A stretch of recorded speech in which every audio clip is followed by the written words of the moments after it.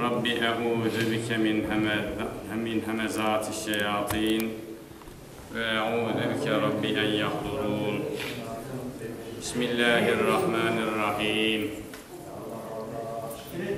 Kul e'ûzu bi rabbin nâs, melikin nâs, ilahin nâs, min şerril vesvâsil hannâs, ellezî yuvesvisu fî sudûrin nâsi minel cinneti ven nâs. Bismillahirrahmanirrahim. İnnallâhe ve melâiketehu yusallûne alen-nebiyy.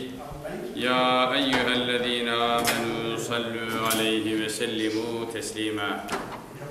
Sallû alâ Resûlinâ Muhammed. Sallû alâ tabîbi kulûbinâ Muhammed. Sallû alâ şefî'i zunûbinâ Muhammed. Ol menba-i bâgı belâgat, ol mahzen-i fadl-i saadet, ol andeli-bi gülizar-ı fesahat, Hazreti Muhammed Mustafa'ra salavat.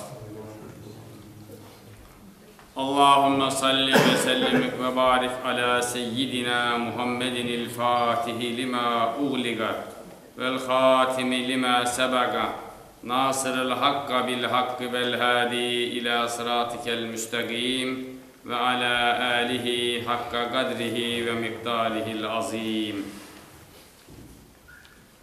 Bismillahirrahmanirrahim. İnna enzelnahu fi leyletil kadir. Ve ma edrake ma leyletul kadir. Leyletul kadri hayrun min elfi şehrin tenezzelul melâiketu ve ruhu fiha biizni rabbihim min kulli emrin selamun hiye hatta matla'il fecr. Sadakallahul azim. Ve bellegana Resulühün nebiyyül kerim ve nahnu ala ma gâle haliguna ve raziguna ve mevlana mineşşâhidîne şâkirîne bi kalbin selim. Cenab-ı Hak ve Feyyaz-ı Mutlak ve Rabbül Felak Hazretleri Kur'an-ı Azimüşşan'ında ve bilhassa bu okuduğum ayet-i celile-i cemilesinde biz aciz ve naciz kullarının dünya ve ahiret selamet ve saadeti için ne emr-i ferman buyurmaktadırlar. Cenab-ı Hak bana güzel ifade etmeyi, cümlemize güzel istifade etmeyi nasip eyleye. Suri ve manevi müşküllerimizi hallü asan eyleye. Dünyada ve ahirette her türlü dert ve problemlerden bizi halas eyleye. Şu Oraza ayının Ramazan-ı Şerif'in son cuma gecesinde ve Kadir gecesinin arefesinde dualarımızı kabul eyleyip reddeylemeye, bizi dünya ve ahiret ile alakalı bin bir türlü dert ve sıkıntılarımızdan halas eyleye, dualarımızı kabul eyleye, huzuruna, cennetine, cemaline varmayı, Peygamberimiz Efendimiz Hazretleri Hazreti Muhammed Mustafa'ya mahşerde yanına varabilecek cesareti ve ona dahilek Ya Resulallah deme basiretini cümlemize nasip eyleye. Sevgili kardeşlerim,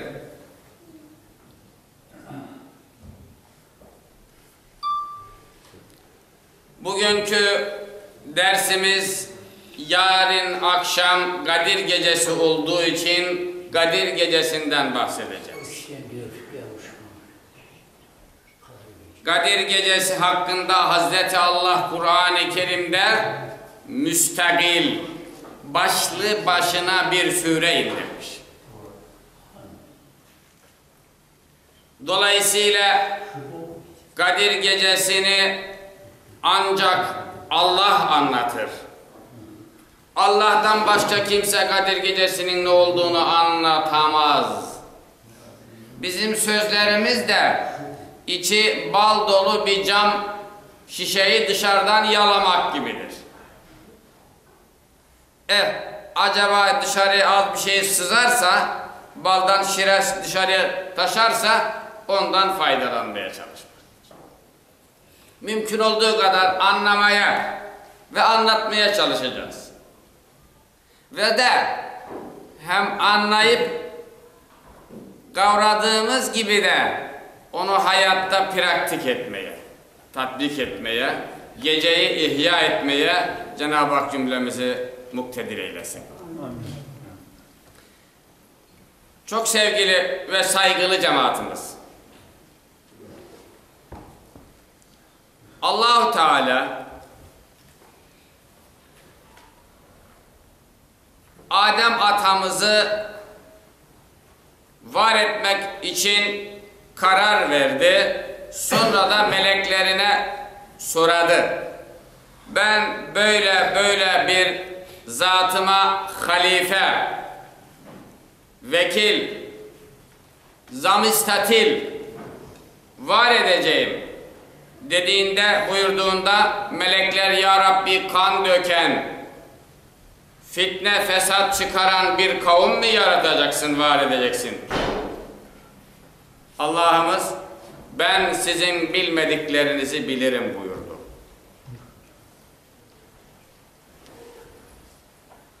İşte Adem atamızın yoktan var edilmesi böyle başladı.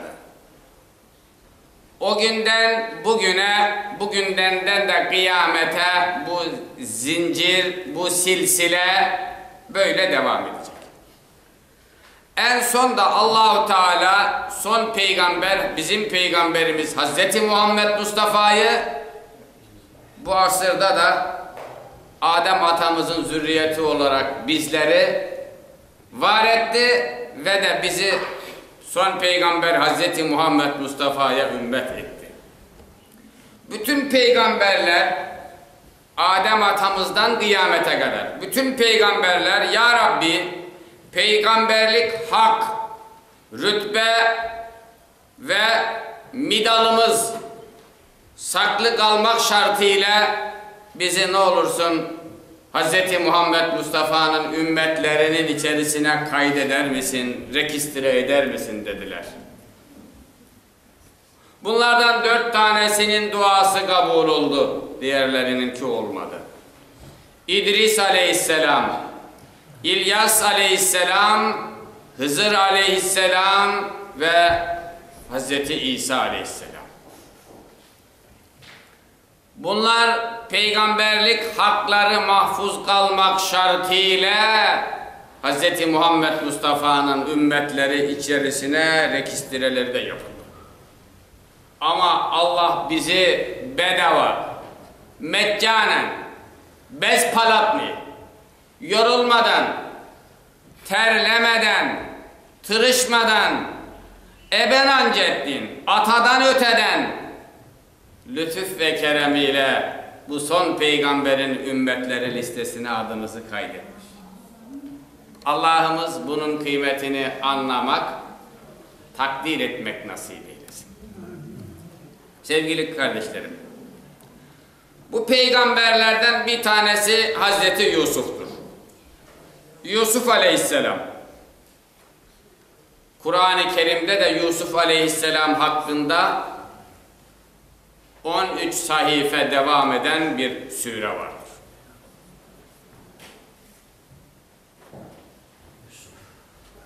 Hadis-i şerifte Allah'ımız Yusuf aleyhisselamı anlatırken buyuruyor ki, Peygamberimiz Yusuf aleyhisselamı anlatırken buyuruyor ki, Allah-u Teala dünya güzelliğini ikiye ayırdı. Bunun yarımını Tolka yalnız Yusuf Aleyhisselam'a verdi. Kalan yartısını bütün erkekler ve kadınlar tamamına dağıttı. Bu hadis-i şerifin tespit, izah ve analizi için ben çok uğraştım. Neye uğraştım? Yusuf Aleyhisselam'ın güzelliğinin miktarını, presentini tespite uğraştım. Tırıştım. Araştırdım ki Adem Aleyhisselam'ın, Adem atamızın kıyamete kadar balalarının tamamı 1 trilyondan fazla olacak. Evet, Adem atamızın balalarının tamamı kız ve oğlan 1 trilyondan fazla. Bazılarına göre 2 trilyon. Orada öyleyse bir mana çıkıyor karşımıza. Yusuf Aleyhisselam tek başına, öz başına en az bizim normal insanımızın güzelliğinden 1 trilyon raz, 1 trilyon kere güzeldir. Anlatabildim efendiler. Allahu Teala Yusuf Aleyhisselam'a bizim insanlarımızın normalından 1 trilyon kere, 1 trilyon raz daha fazla sami grasvi güzellik verdi. Ama benim derdim burası değil. Asıl derdimi anlatacağım size. Allahu Teala bütün Müslümanlara cennette nasıl güzellik verecek? Yusuf Aleyhisselam gibi güzellik. Her Müslüman erkek cennette Yusuf Aleyhisselam gibi güzel olacak. Öyleyse bizler dünyada ne kadar güzeliz, cennette bugünkü güzelliğimizden 1 trilyon kere, 1 trilyon raz daha güzel olacağız. Beyler, efendiler, aziz Müslümanlar, can ciğer kardeşlerimiz, bizi böyle bir cennet bekliyor. Nasıl cennet bekliyor? Bugünkü halimizden 1 trilyon kere daha güzel olarak yaşayacağımız bir cennet bizi bekliyor. Bu güzellik analarımız hakkında da böyle geçerlidir. Bacılarımız hakkında da böyle geçerlidir. Hanımlarımız, horantalarımız da böyle güzel olacaklar cennette. Her Müslüman erkek, her Müslüman hatun cennette bugünkünden 1 trilyon kere daha güzel olacak. Bunu bu hadis-i şeriften anladığımız gibi bir başka hadis-i şerif ile de izah edeceğim. Buyuruyor ki Peygamberimiz. Sahabe-i kiram anlatıyor. Peygamberimizle beraber bir güneş tutulma namazına çıktık. Güneş tutulma namazı. Güneş tutulursa Müslümanlar topluca çıkar bir sahrada 2 rekat bayram namazı gibi bir namaz kılarlar. Allah'a dua ederler ve dağılırlar. O esnada da güneş açılır. Peygamberimiz cemaatle böyle bir namaza çıktı. 1. rekatta Peygamberimiz kolunu uzattı, bir şeyler koparmaya çalıştı, tutmaya çalıştı böyle. Onu da cemaat gördü. Peygamberimizin 1. rekatta böyle tırıştığını. 2. rekatta Peygamberimiz o da ataşa basmış gibi süratle geri çekildi. Bistra geri çekildi. Sanki ataşa basmış, sanki yılana basmış gibi. Şimdiye kadar böyle hiçbir şey olmadı, görülmedi. İlk defa böyle bir şey oldu. Namazı selam verdikten sonra sahabe, ya Resulallah, bugün normaldan farklı bir hadise gördük. Peygamberimiz, merak ettiniz değil mi? Evet ya Resulallah, merak ettik. Anlatayım buyurdu Peygamberimiz. 1. rekatta bana cennet getirildi. Cennetten bir asma, bir tevek, o üzüm bağı getirildi. Bir tane üzüm bağı. Bu üzüm bağının içinde bana bir salkım üzüm getirildi. Kazan Tatarcası telkeş. Bir telkeş. Bir salkım üzüm bana uzatıldı. Onu koparmaya çalıştım. Tam koparmak üzereyken araya bir perde girdi. Üzüm kayboldu. Koparamadım. Ey eshabım! Peygamberimiz buyuruyor. Bu hadis-i şerif Buhari'dedir. Ey eshabım! O bir salkım üzümü koparıp getirebilseydim, siz ey Medineliler, o bir salkım üzümü kıyamete kadar yiyecektiniz. O üzüm bitmeyecekti. O gün Medine'de 5000 insan yaşıyor. 5000 ile 10.000 arası. Bugün Medine'de 500.000 insan yaşıyor. Hac ve umre vaktinde Medine'de 1 milyon insan yaşıyor. Ve kıyamete kadar da ne kadar insan gelecek bilmiyoruz. İşte bu kadar insanoğlu o bir salkım üzümü yiyecek, aşayacak. O bir salkım üzüm kıyamete kadar bitmeyecek. Fesubhanallah. Fesubhanallah. Maşallah. Maşallahu kân ve ma lem yekün. Efendiler, bir salkım üzümü belki de 100 milyarlarca insan aşayacak, hem de 3 vakit zaftırak, abed, ujin, sabah, akşam, öğlen bu üzümü aşayacaklar, bu üzüm bitmeyecek. Esatir, efsane, hikaye söylemiyorum. Bu hadisi şerif Bukhari'dedir. Ben Bukhari ve Müslim'i baştan sona hatmettim. 11'er cilttir. Öyleyse demek ki cennetteki üzümler de bu dünyadaki üzümlere göre 1 trilyon kere güzel ve büyüktür.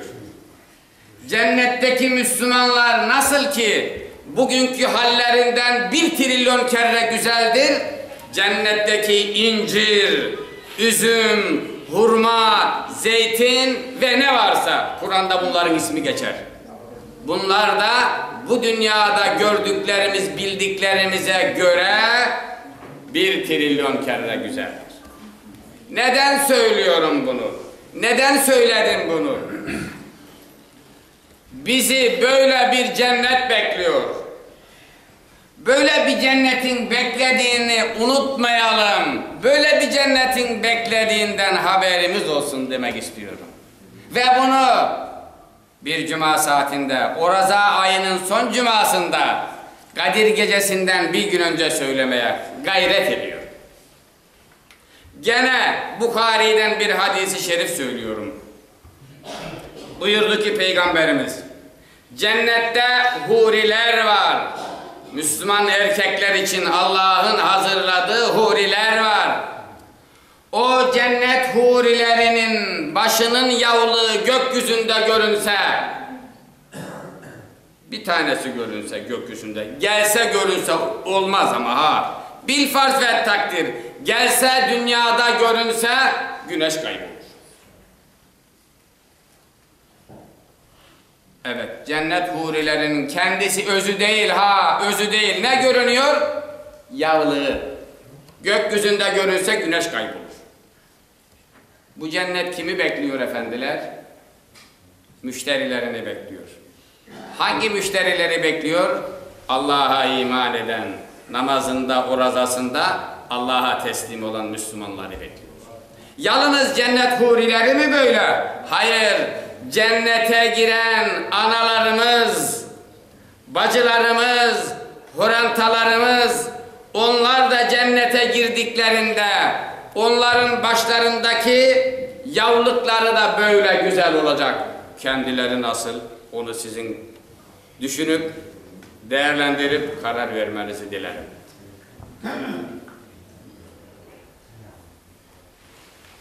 Sevgili kardeşlerimiz, bu kısa izahtan sonra şimdi az da Kadir Gecesi'nden bahsetmek istiyorum. Kadir Gecesi.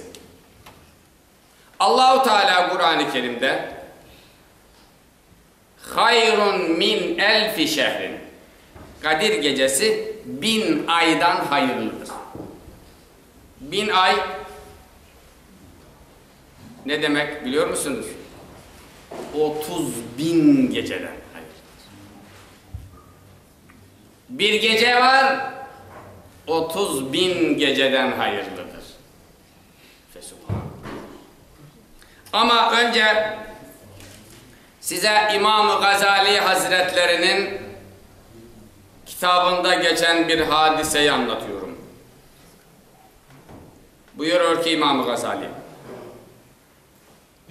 bir gece gündüz 24 saat. Kişinin 24 saati yakşılık içerisinde yararlı şeylerle geçti, o bir sandığa konur. Ağzı peçet mühürlenir. Yakşılık içinde geçti. 2. Kişinin 24 saati kötü, pis şeylerle geçti, bloka şeyler içinde geçti. O da bir sandığa konur, onun da ağzı kapatılır. Mahşerde bu açılacak, ahirette bu açılacak. O yakşı sandık açıldığında ondan çıkan nur, rahmet, feyiz, bereket, yakşı koku eğer cehennem ehlinin tamamına dağıtılsa onlar cehennemdeki çektiği azabı unuturlar. O kadar kaplıyor, mest ediyor, teslim alıyor her tarafı. Fakat efendiler, kişinin 24 saati pislik içinde geçti, haram yemelerle, haram hayatlarla geçtiyse, o da bir sandığa konar, onun da ağzı kapatılır. Mahşerde onun da ağzı açılır. Onun ağzı açıldığında o öyle bir pis koku dağıtır ki, onun pis kokusunu, ploka kokuyu cennetteki insanlara dağıtsanız, onlar da cennetteki güzellikleri kaybederler, unuturlar, cennette olduklarının farkını bilemezler.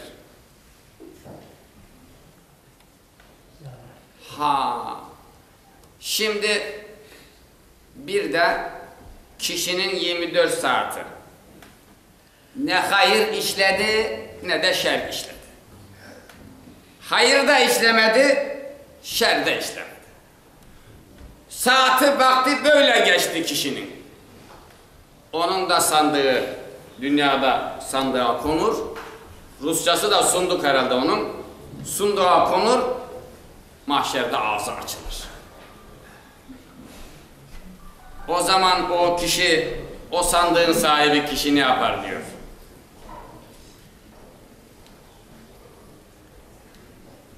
Dizlerini döver. Ah vahlar. Başını döver, dizini döver. Neden bu vakti değerlendirmedim? Neden boş geçirdim? Neden uykuyla geçirdim? Neden yatarak geçirdim? Neden değerlendirmedim diye. Neye benzer o da diyor. Servetini kaybeden tüccarın dizini dövmesine benzer. Büyük bir biznismen çok miktarda bir para, pul, gümüşü kaybetti. Ne yapar?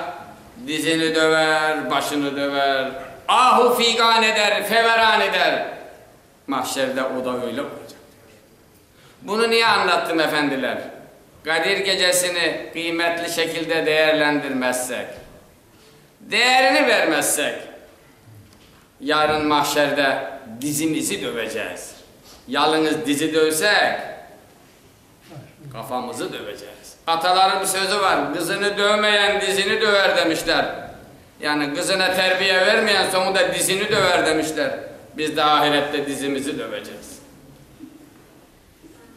o gün gelmeden tedbir almak için, günlerimizi, vakitlerimizi, saatlerimizi değerlendirmek için elimizden ne geliyorsa bunu sizlerin dikkatlerine sunmak istiyorum. Şimdi işte bu izahtan sonra Kadir Gecesi hakkında Peygamberimizin bizden arzu buyurduğu ibadetlerden kısaca söyleyeceğim. Ayşe annemiz Peygamberimize geldi, ya Resulallah, eğer ben Kadir Gecesini bilirsem, bulursam Allah'a nasıl dua edeyim dedi. Peygamberimiz de Ayşe annemize şöyle buyurdu: Ayşe, Allahümme inneke afuvun kerimun tuhibbül affe fa'fu anni. Böyle dua edersin. Tercümesini söylüyorum. Ya Rabbi, sen çok affedicisin, çok cömertsin, affı seversin, beni affet. Böyle desek de olur. Tekrar ediyorum. Ya Rabbi, sen çok affedicisin, affı seversin, cömertsin, beni affet. Gene hadis kitaplarımızda geçiyor. Kim Kadir Gecesi koyun sağacak kadar ibadet ederse, bir koyunun sütünü sağacak kadar, kaç dakikadır? 5-10 dakika değil mi? Bir koyunun sütünü sağacak kadar kim ibadet ederse, Allah ona bir seneyi, 365 günü oruçla geçirmiş sevabı ihsan ediyor. Gene Kadir Gecesi kim bir ayet okursa, Kur'an'dan bir ayet okursa, ha ben Kur'an okumasını bilmiyorum diye üzülmeyin ha. Siz Fatiha'yı biliyorsanız, Kul huvallahu ahad biliyorsanız, İnna atayna'yı biliyorsanız, Kur'an'ı biliyorsunuz demektir. Siz de onları yattan ezbere okusanız, siz de bunun sevabına ereceksiniz. Kim Kadir Gecesi'nde bir ayet okursa, bir ayet nedir? Kul huvallahu ahad, bu birdir. Allahu samed, ikidir. Lem yelit ve lem yulad, 3. Ve lem yekullehu küfüven ahad, 4. İşte 4 ayet. Kim bunu bir kere okursa Kadir Gecesi, Allah ona bir ayet okuyana bir Kur'an hatim sevabı veriyor. 4 ayet okuyana 4 Kur'an hatim sevabı veriyor. İşte böyle bir Kadir Gecesi bizi bekliyor. Donatılmış, lüks donatılmış, her şeyiyle donatılmış bizi bekliyor. Sevgili kardeşlerim, Kadir Gecesi günaha af olmayanlar da var ha. Günaha af olmayanlar var. Kim? Bir, ana babaya asi olan evlatlar. Onlara af yok. Öyleyse bugünden tezi yok. Gidip elini öpecek, duasını edecek. Her ana baba da ata evladı kapıya gelse, o yürüyerek gelse evlat, anası atası koşarak varır. O bir karış gelse öteki 100 karış varır. Bir. 2. Devamlı içenler. Devamlı içenlere de af yok. Onlar da bırakacak efendiler. Ha ayda yılda içti, Allah bu gece onları affediyor. Devamlı içene yok. 4. Akrabalarla, toğanlarıyla merhaba etmeyen, onlara da af yok. Öyleyse ne yapacağız? Ya yanına gideceğiz veya telefon edeceğiz, internetten mail göndereceğiz, telefonla SMS göndereceğiz, gönlünü alacağız, duasını alacağız. Ve 4. Müslüman kardeşiyle sebepsiz yere küsenler, sebebi olmadan küsenler, dini, milli, vatani, namusi bir problemi olmadığı halde küsenlere de af yok. Öyleyse onlara da SMS göndereceğiz, mail göndereceğiz, telefon edeceğiz, gönüllerini alacağız. Sevgili kardeşlerimiz, Kadir Gecesi bir devlet kuşudur. Ama bu devlet kuşu bir kişinin başına konmuyor. Bu devlet kuşu bütün Müslümanların başına konuyor. Nasıl konuyor bu devlet kuşu? Kim gece uyanık olur, elini açar, boynunu büker, Allah'a kul olduğunu hatırlar, kul olarak Allah'ın kapısında boynunu büker, Allah'tan af dilerse Allah onu affediyor. Kadir gecesini Allah neden icat etti? Malum eski peygamberlerin ümmetleri 500 sene, 1000 yıl, 500 yıl yaşıyorlardı.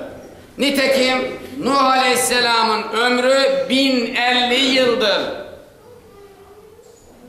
O devirdeki bütün insanlar da minimum 500 yıl, 600 yıl, 700 yıl, 1000 yıl yaşıyorlardı. Bunu Peygamberimiz haber vermişti. Haber verince sahabe-i kiram üzüldüler. Onlar 1000 yıl yaşıyorlar, ne kadar sevap kazanıyorlar, onlar ne kadar cennette büyük makam elde ediyorlar diye üzüldüler. Sevgili kardeşlerim, bir şeyle sözümü bitiriyorum. Kadir gecesi 1000 aydan hayırlı. Yani 30.000 geceden hayırlı. Ha, Eshab-ı Kiram ya Resulallah, eski peygamberlerin ümmetleri 100 yıl değil 500 bin yıl yaşıyor. Çok sevap kazanıyor. Biz 60-70 sene yaşıyoruz. Biz bir şey biriktiremeden öleceğiz diye ağladılar. Onun üzerine Allahu Teala bu ayeti inzal buyurdu. Ve işte 1000 aydan hayırlıdır. 1000 ay başka bir matematik hesabıyla 84 yıl demektir. Bir gece 84 yıldan hayırlıdır. Ben bununla ilgili bir matematik çalışması yaptım. Bir Müslüman 65 sene yaşadı, normal. 15 senesini çocukluğa saydık. Geri 50 sene, 50 yıl oldu mu efendiler? 50 yıl. 50 yılda 50 tane Kadir gecesinde ibadet etti. Her gece 84 yıl değil miydi? 84'ü 50 ile darbe edeceğiz, çarpacağız. Çarptık. Önümüze ne çıktı? 4200 yıl. Beyler, efendiler, çok kıymetli kardeşlerim, ciğer ve can kardeşlerim, Allahu Teala Hz. Muhammed Mustafa'nın ümmetine 65 sene ömür vermemiş. Ya ne vermiş? 4200 yıllık ömür vermiş. Anlatabildim mi efendiler? Matematik yalan söylemez. Matematik demek avtomat demektir. 50 senelik ömür içerisinde çocukluğunu dışarı atıyoruz. 50 gece Kadir gecesinde ibadet edenlere Allah 4200 yılda kazanılan sevabı veriyor. Buradan bir noktaya dikkatinizi çekerek sohbetimi bitiriyorum. Allah bunu neden veriyor? Kimin hatırına veriyor? Bizim kara kaşımıza, kara gözümüze mi havasta veriyor? Hayır, hayır. Allah bunu evvel ahir zaman peygamberi Hz. Muhammed Mustafa'nın yüzü suyu hürmetine veriyor. Allah bana, sana, peygamberimiz hürmetine 4200 yıllık ömür sevabını peygamberimiz hatırına verecek. Sen de ben de kalkacağım diyeceğim ki Hz. Muhammed'i de niye bu kadar büyütüyorsunuz? O da bizim gibi bir insandı demek çok büyük saygısızlıktır. Çok büyük haddi tecavüzdür. Mayın tarlasında yürümektir. İntihar etmek ve infilak etmek demektir. Allah'ımız değil bizlere şu ayeti kerimede estağfirullah ve ma erselnake illa kaffeten linnas beşiren ve neziren velakinne ekseren nasi la ya'lemun. Ey Habibim Ahmet Resulüm ya Muhammed, biz seni göndermedik kromi, illa gönderdik kaffeten linnas, insanların tamamına gönderdik. Peygamberimiz Hz. Muhammed Mustafa bizim ahir zaman milletinin peygamberi olduğu gibi evvel zamanında peygamberidir. İnsan tarifinin kelimesinin altına giren herkesin peygamberidir. Bizim peygamberimiz Hazreti Muhammed Mustafa, Adem Aleyhisselam'ın da peygamberidir. İdris, Nuh, Musa, Harun, Davud, İbrahim Aleyhisselam'ın da peygamberidir. Tamamının peygamberidir. Nitekim Kur'an-ı Kerim'de Hazreti Allah Adem atamızın tövbesinin kabulünü Sure-i Bakara'da şöyle haber veriyor. فَتَلَقَّى آدَمُ مِنْ رَبِّهِ كَلِمَاتٍ Adem Allah'tan bazı kelimeler, duaları kopya etti de fetabe, sonra tövbe etti de tövbesi kabul oldu. Ve huvel azizur rahim ve huvet tevvabur rahim. Allah tövbeleri kabul edendir. Allah'ımız bizi böyle Resulü zişana ümmet etmiş. Bunun kıymetini bilelim. Yarınki Kadir Gecesi'ni de çok iyi ihya edelim. Burada ve bütün camilerde tesbih namazı kılalım. Geceyi ibadetlerle geçirelim. Kur'an okuyalım. Siz isterseniz bu zevki, bu sufrayı, bu nimeti her yerde yakalarsınız. Cenab-ı Hak kadirinizi mübarek eylesin. Her geceyi kadir bilelim, her gördüğümüzü Hızır bilelim. Allah kadirinizi kıymetli eylesin. Sizi de kadir gibi kıymetli eylesin. Allah'a emanet olun. Bütün geçmişlerimizin, şehitlerimizin, atalarımızın, şu cennet vatanı bize emanet eden şehitlerimizin ruhlarına hediye olmak üzere, onları da şahit etmek üzere buyurun. El Fatiha.